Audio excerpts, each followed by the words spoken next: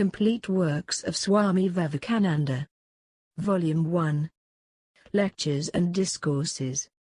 Vedanta as a Factor in Civilization. Extract from an address delivered at Airlie Lodge, Ridgeway Gardens, England. People who are capable of seeing only the gross external aspect of things can perceive in the Indian nation only a conquered and suffering people, a race of dreamers and philosophers. They seem to be incapable of perceiving that in the spiritual realm India conquers the world.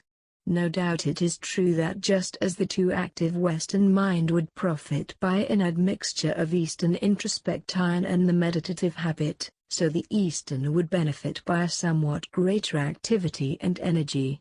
Still we must ask, what may be that force which causes this afflicted and suffering people, the Hindu, and the Jewish too, the two races from which have originated all the great religions of the world, to survive, when other nations perish? The cause can only be their spiritual force. The Hindus are still living though silent. The Jews are more numerous today than when they lived in Palestine. The philosophy of India percolates throughout the whole civilized world, modifying and permeating as it goes. So also in ancient times, her trade reached the shores of Africa before Europe was known, and opened communication with the rest of the world, thus disproving the belief that Indians never went outside of their own country. It is remarkable also that the possession of India by a foreign power has always been a turning point in the history of that power, bringing to it wealth, prosperity, dominion, and spiritual ideas. While the Western man tries to measure how much it is possible for him to possess and to enjoy, the Eastern seems to take the opposite course, and to measure how little of material possessions he can do with. In the Vedas we trace the endeavor of that ancient people to find God. In their search for him they came upon different strata, beginning with ancestor worship. They passed on to the worship of Agni, the fire god, of Indra, the god of thunder, and of Varuna, the god of gods. We find the growth of this idea of God, from many gods to one God, in all religions. Its real meaning is that he is the chief of the tribal gods, who creates the world, rules it, and sees into every heart. The stages of growth lead up from a multiplicity of gods to monotheism. This anthropomorphic conception, however, did not satisfy the Hindus. It was too human for them who were seeking the divine. Therefore they finally gave up searching for God in the outer world of sense and matter, and turned their attention to the inner world. Is there an inner world? And what is it? It is Atman. It is the self. It is the only thing an individual can be sure of. If he knows himself, he can know the universe, and not otherwise.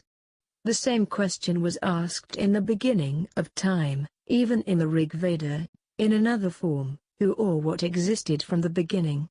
That question was gradually solved by the Vedanta philosophy. The Atman existed. That is to say, what we call the Absolute, the universal soul, the Self, is the force by which from the beginning all things have been and are and will be manifested. While the Vedanta philosophers solved that question, they at the same time discovered the basis of ethics. Though all religions have taught ethical precepts, such as, do not kill, do not injure, love your neighbor as yourself, etc., yet none of these has given the reason. Why should I not injure my neighbor?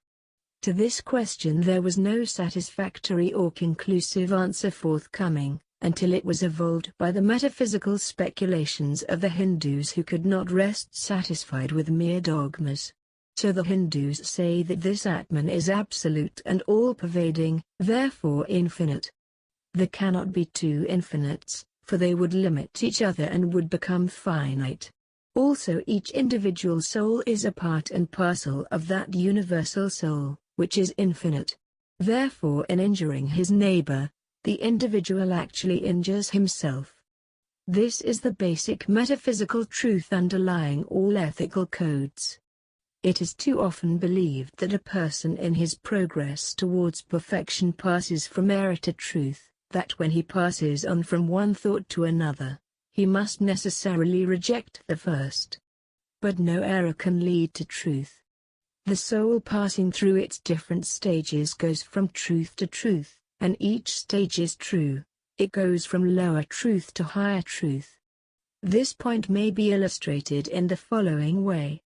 A man is journeying towards the sun and takes a photograph at each step. How different will be the first photograph from the second, and still more from the third or the last, when he reaches the real sun. But all these, though differing so widely from each other, are true, only they are made to appear different by the changing conditions of time and space. It is the recognition of this truth which has enabled the Hindus to perceive the universal truth of all religions, from the lowest to the highest. It has made of them the only people who never had religious persecutions.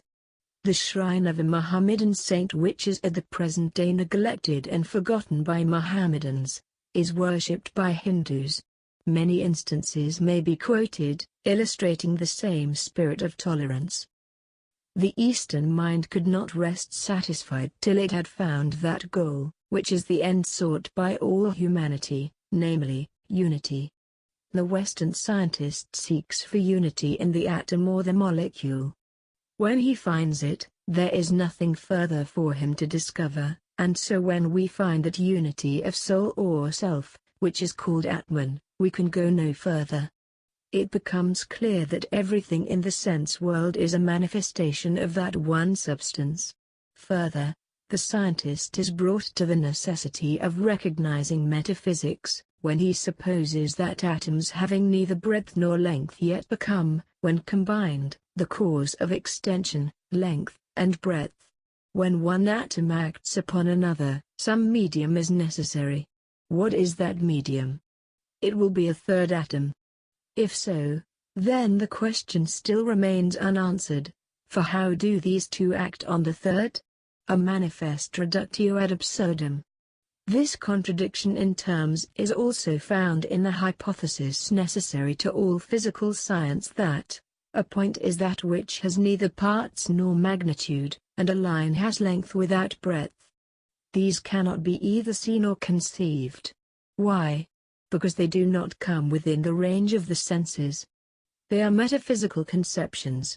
So we see, it is finally the mind which gives the form to all perception. When I see a chair, it is not the real chair external to my eye which I perceive, but an external something plus the mental image formed.